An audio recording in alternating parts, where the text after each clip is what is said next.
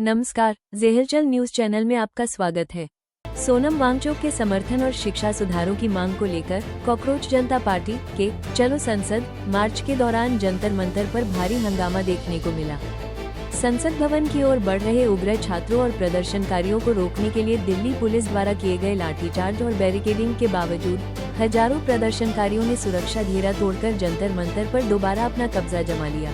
Delhi police ने पूरे Lutyens zone में हाई अलर्ट जारी कर अतिरिक्त सुरक्षा बल तैनात कर दिया है, लेकिन सीजेपी नेताओं ने साफ कर दिया है कि जब तक उनकी मांगें पूरी नहीं होती और धर्मेंद्र प्रधान का इस्तीफा नहीं होता, उनका यह आंदोलन अनिश्चितकाल तक जारी रहेगा। दिल्ली में कॉकरोच जनता पार्टी सीजेपी के संसद मार्च के दौरान छात्रों पर हुए पुलिस लाठीचार्ज और आंसू गैस के इस्तेमाल के विरोध में आजाद समाज पार्टी के सांसद चंद्रशेखर आजाद संसद परिसर में बाबा साहेब अम्बेडकर की प्रतिमा के नीचे रात भर धरने पर बैठे रहे। जंतर मंतर पर प्रदर्शनकारी छात्रों के साथ हुए दुर्व्यवहार और बल प्रयोग को उन्होंने जलियांवाला बाग जैसी बर्बरता करार देते हुए केंद्र सरकार और पुलिस प्रशासन की कड़ी निंदा की है।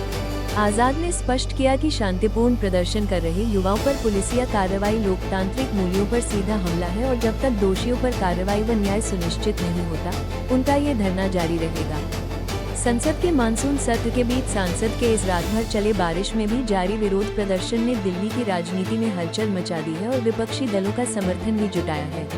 उत्तर प्रदेश कैडर के 2023 बैच के आईएएस अधिकारी और जाने माने विश्वव्यूअर रिंकू सिंह राही ने योगी आदित्यनाथ सरकार को एक अनोखा पत्र लिखकर अपनी आधी सैलरी ही दिए जाने की गुहार लगाई है। वर्तमान में जालौन में एसडीएम के पद पर तैनात राही ने 15 जुलाई को नियुक्ति एवं कार्मिक विभाग के प्रमुख सचिव को पत्र लिखकर कहा कि वर्तमान कार्य संस्कृति के कारण उनके पास रोजाना सिर्फ 4 घंटे ही प्रभावी काम रहता है, इसलिए समान कार्य के लिए समान वेतन के नैतिक सिद्धांत के आधार पर उन्हें 22 जुलाई से केवल आधा वेतन ही दिया जाए। पत्र में उन्होंने प्रशासनिक व्यवस्था की पारदर्शिता और कार्यप्रणाली पर सवाल उठाते हुए अपने हालिया तबादले की समीक्षा करने और अपने बैच के अन्य अधिकारियों की तरह समान जिम्मेदारियां देने की भी मांग की है।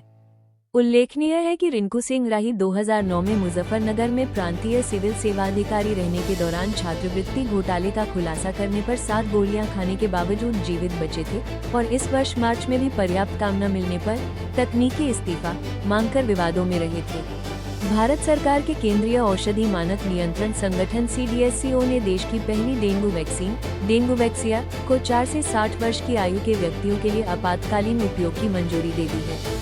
यह वैक्सीन डेंगू वायरस के चारों serotype day 1, day 2, day 3, day 4 के खिलाफ प्रभावी सुरक्षा प्रदान करेगी और गंभीर डेंगू के मामलों व अस्पताल में भर्ती होने के जोखिम को काफी हद तक कम करेगी। स्वास्थ्य मंत्रालय के अनुसार डेंगू प्रभावित क्षेत्रों में इस वैक्सीन का टीकाकरण अभियान चरणबद्ध तरीके से शुरू किया जाएगा, जो देश में हर साल मानसूनी सीजन के दौरान फैलने वाले डेंगू के मामलों पर काबू पाने में एक मील का पत्थर साबित होगा।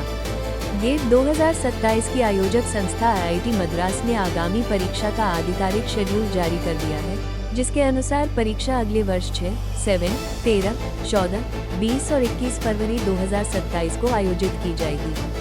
इस बार परीक्षा में बड़ा बदलाव करते हुए रोबोटिक्स एंड ऑटोमेशन का नया पेपर शामिल किया गया है, जबकि टेक्सटाइल इंजीनियरिंग को अब इंजीनियरिंग साइंसेज के तहत एक सेक्शनल पेपर बना दिया गया है। इसके अलावा बदलते उद्योग और अकादमिक मानकों को ध्यान में रखते हुए 5 साल बाद गेट के सिलेबस में संशोधन किया गया है, जिसके लिए ऑनलाइन रजिस्ट्रेशन प्रक्रिया 14 अगस्त 2026 से आधिकारिक पोर्टल पर शुरू होगी।